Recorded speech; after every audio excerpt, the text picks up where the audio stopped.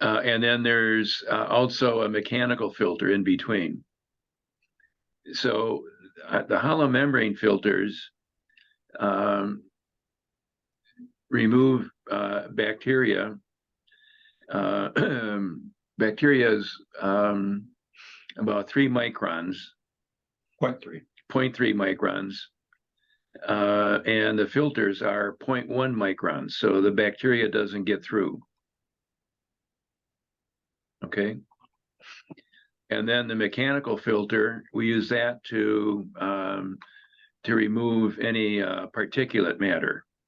What kind of bacteria can be removable from this process, Harry? All of it. Yeah, all of it. All of it, but the heavy metals, and that the tub that's underneath in this diagram is the media that we use to remove heavy metals. And so there's a photo in that paper that shows how we did it in the Sierra Gorda. It's a little bit different configuration, but it's basically the same thing.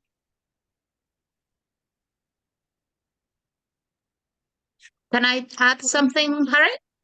Of course. One of the ways the hollow membrane system works is basically with the size. All the bacteria is bigger than 0.2 microns, which is the size of the hollow membrane, if I'm correct. And that means that all bacteria won't pass. The only thing that could pass are some types of virus because the size is smaller than that. Right. So basically it's due to the size of the pore. That's why it removes all the bacteria. Right, exactly. But in this case, the main is focusing on the, I don't know, one kind of bacteria like E. coli or something like that. All of it's removed. All types of pathogens, because the size of them it's bigger than the size of the hollow membrane, so it doesn't let it pass. So they build up as the water is coming through, and the bacteria and other materials are held up by the hollow membrane filter. They're removed by backwashing. So you push clean water through, and then that removes the residue the bacteria and so on that is stopped by the filters. And in this configuration, which is the same as we've installed in schools and elsewhere, it's just a simple process that takes about 30 seconds. And if that's done daily, then these filters should last 10 years or so.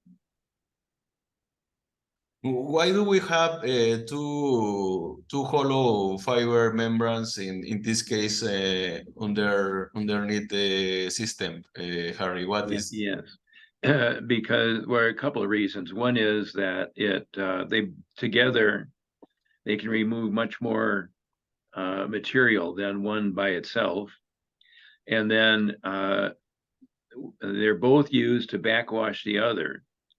So that, for example, the one on the left, moving 2 levers, that produces clean water, which is then goes through the one on the right, and that removes the sediment, bacterial sediment that's stopped by the hollow membrane filter. And then once that water clears, which only takes a few seconds basically, then you reverse the process and change the setting with the valves, and then the clean water coming out of the right will clean the water on the left in that filter. That's why we have 2 filters. So that makes it sustainable. Talking about the sediments, you have a pre-process to in order to remove that sediments before, Harry? That is this is the recipient? Yeah, that's basically a sand filter. And if there's sediment of one sort or another, that'll stop it. And you only need about 6 to 8 inches of sand in it. And it's inert. It's not a biosand filter. It's just a way to remove bird poop and other things. Turbidity mainly, Yeah. because the hollow membrane catches what we can't see.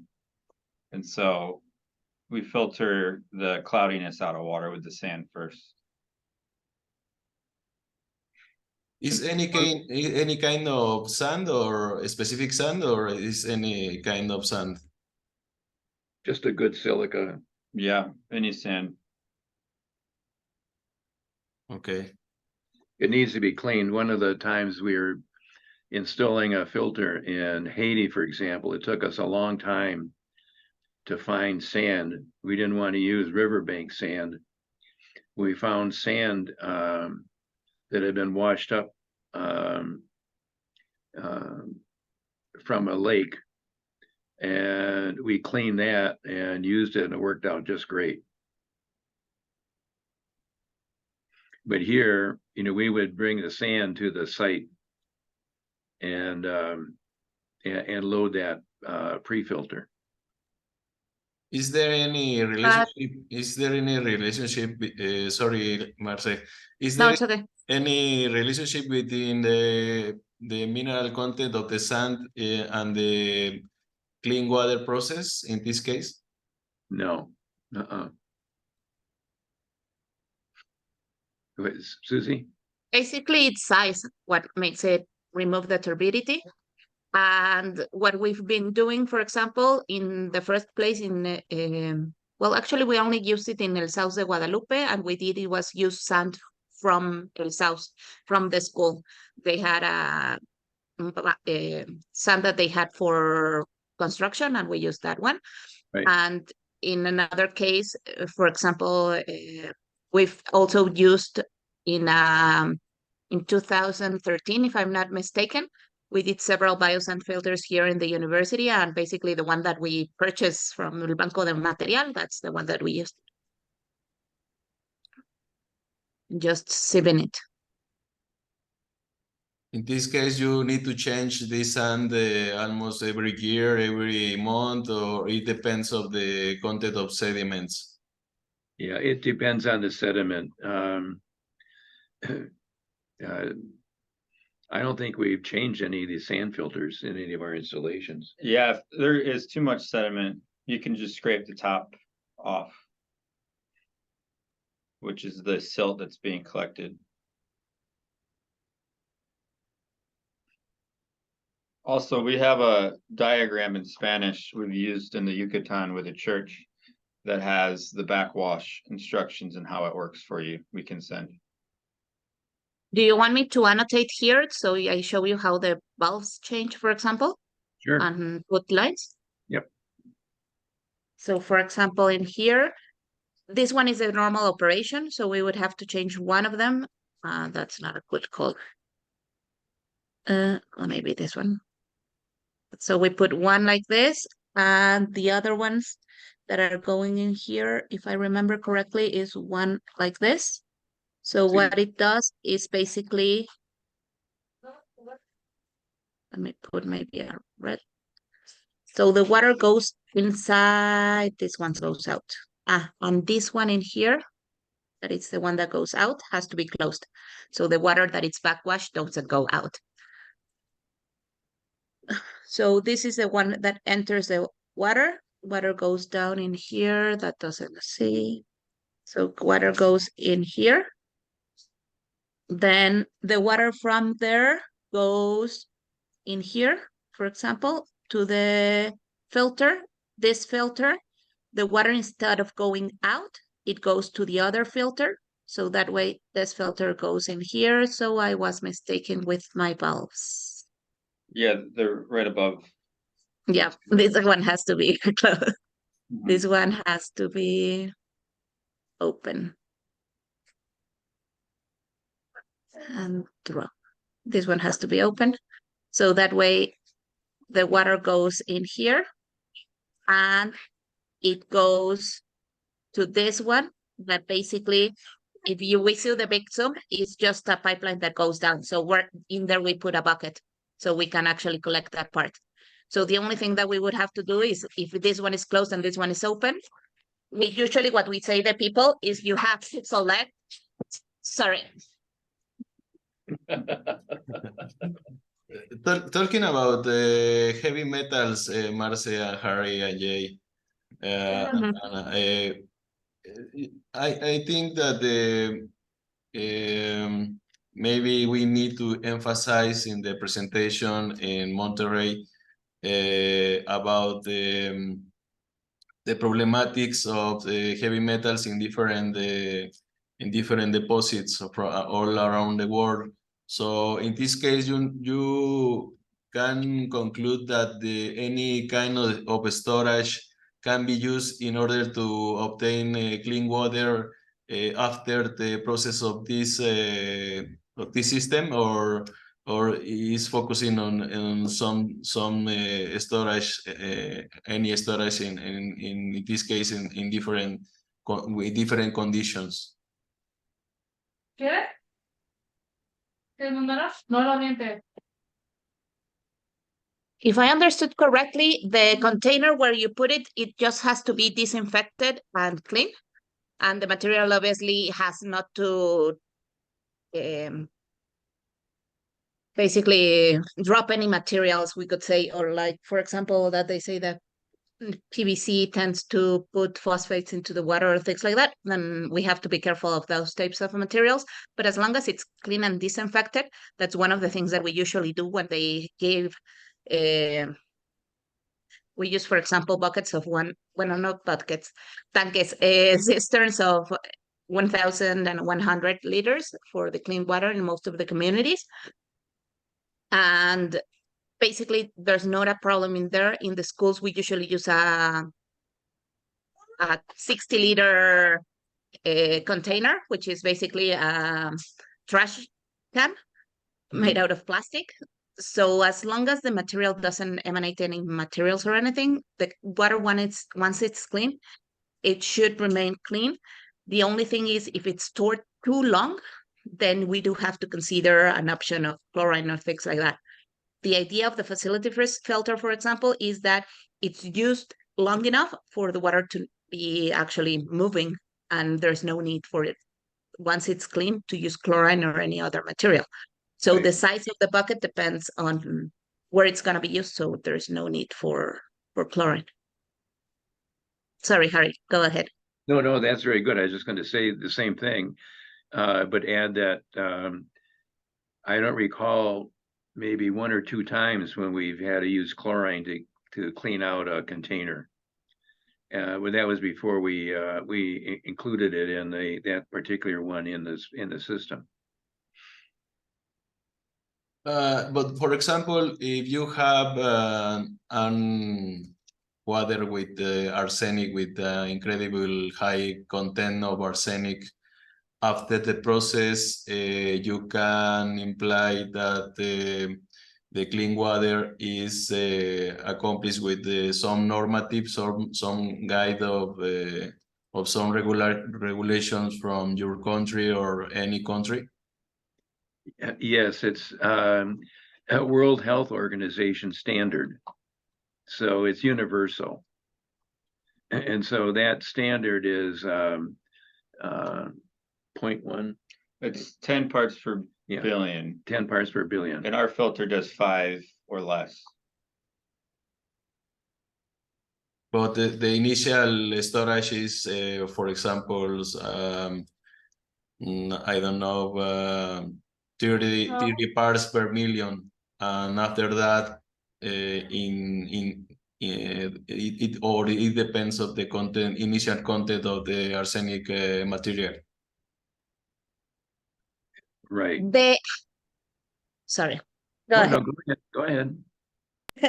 The initial, well, there are two different things. What we do is it connects to a pipeline or to whatever we have already available. So the water is actually not stored by the facility, but it's stored by the community, we could say, or by the house.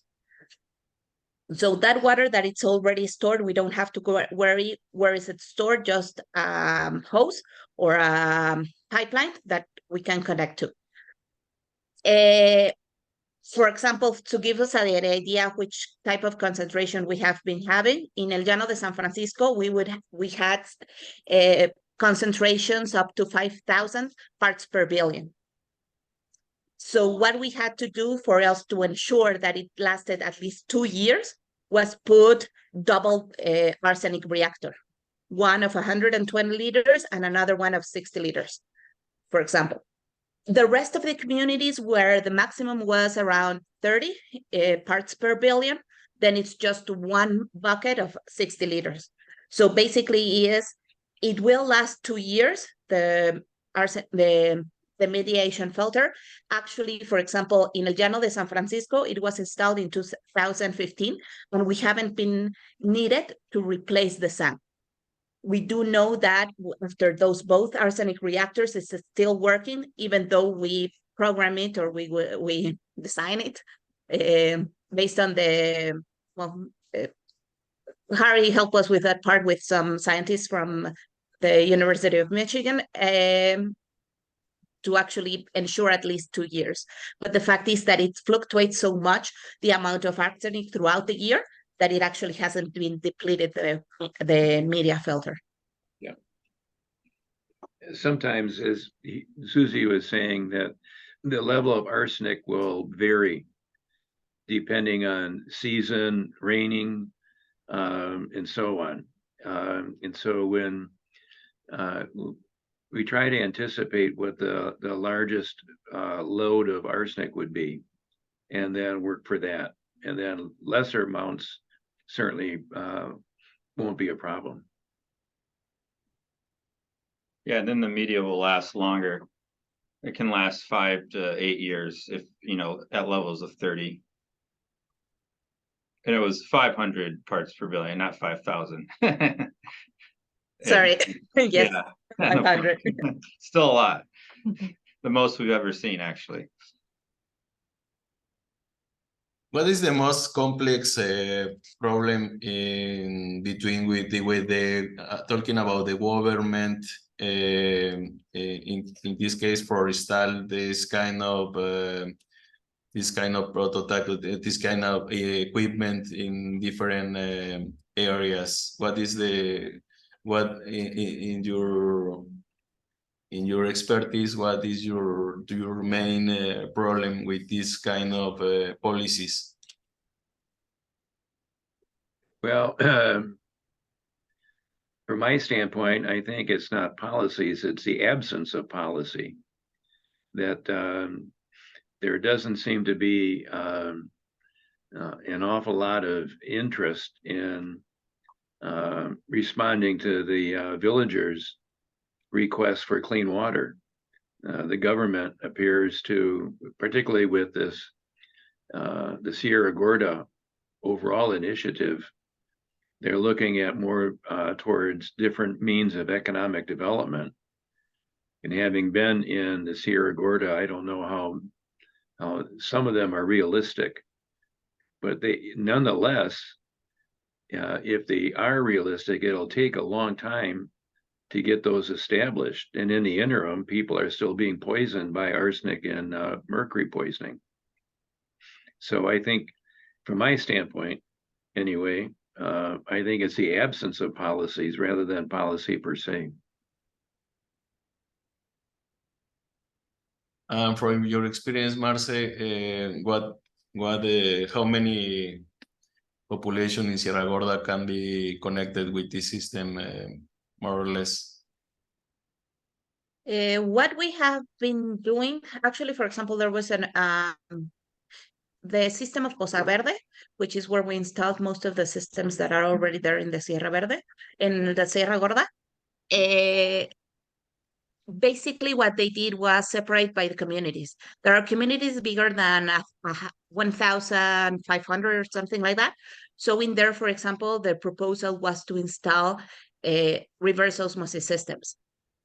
And the thing is, for the communities less than 500 inhabitants, they didn't have an option for them to install in those locations.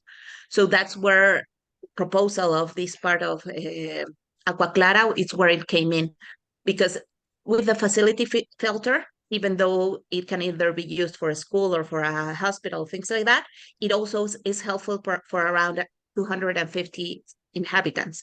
So there are communities, for example, that we always wanted to install a system, but one of the things is we always try for them to do something, and then we go to install. So that's something they had to do, was put a house where we can actually install the filter. So it's not at the environment, well, yeah, left into the environment, but it's actually taken care of, we could say.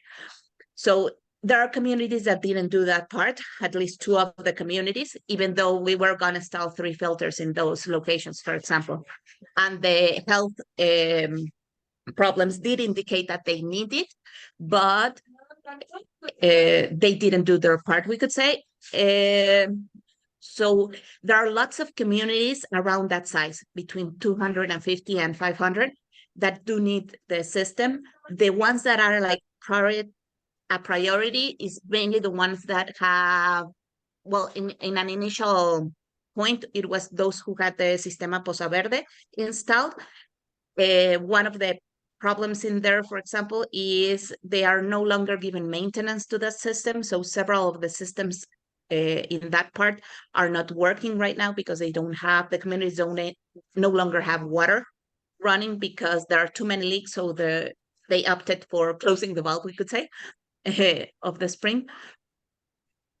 So returning to the question, basically is there are lots of communities that need it. The fact that we can use a facility filter for small communities, it's easier.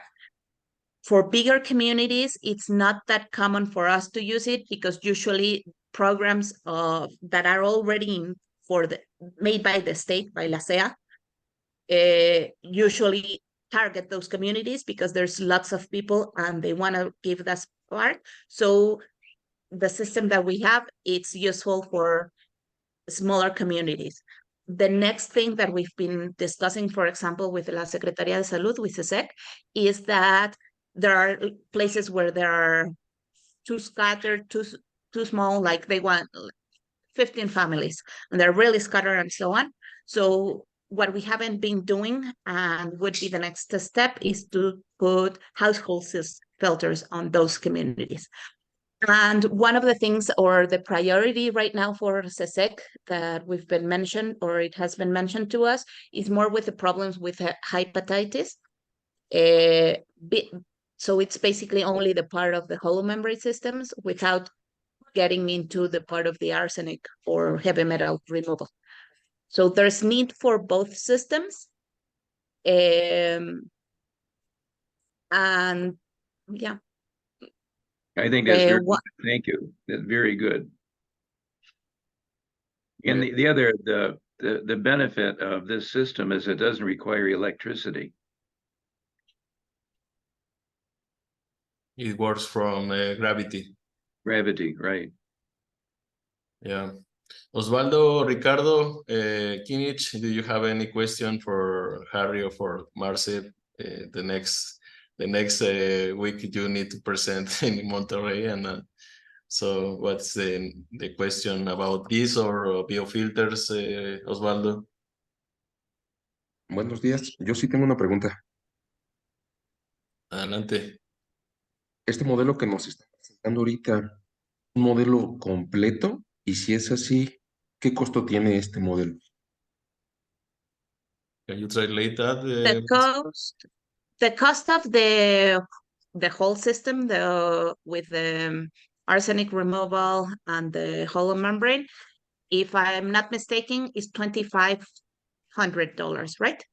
About 3,000. 3,000. That's okay. It's close. Close. Okay, gracias. And it would be half of it if it's only hollow membrane, right? Yep, right. Yep. Listo, Could I muchas gracias. suggest this? Could we agree to have another conversation next Monday after you all have done your homework with the material that we've sent?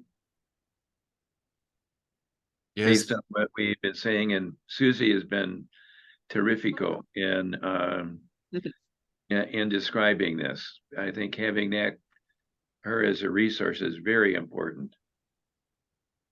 yes, and I need to establish all the topics about that because the next step is boot camp in Monterrey. Is almost 1 week. I think Kinich is Osvaldo is 1 week the boot camp. Yeah. So we need to discuss this kind of questions, Harry and Marce, in order to improve the presentation. Right. You wanted information of the biosand filter also, right? Yes. So yes. I'm adding for the biosand filter one image that was shared by Harry once some time ago, which basically gives us all the components and all the information. So if you want to read it, I think that could be useful, and then we can discuss about it a little bit more.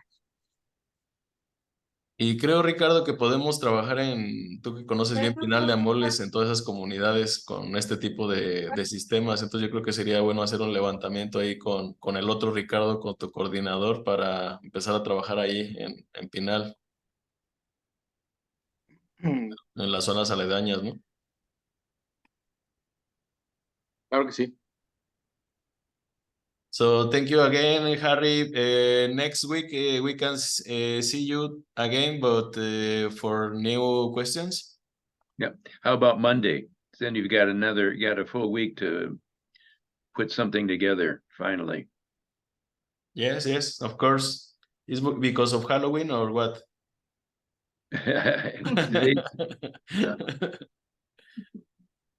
Today is Halloween and it's snowing here. Okay. So No candies. Yeah. My wife wants to get more, and I said, you just get the kind you're going to want because we're not going to have many trick-or-treaters coming. How about Monday, November 6th? If we the same time?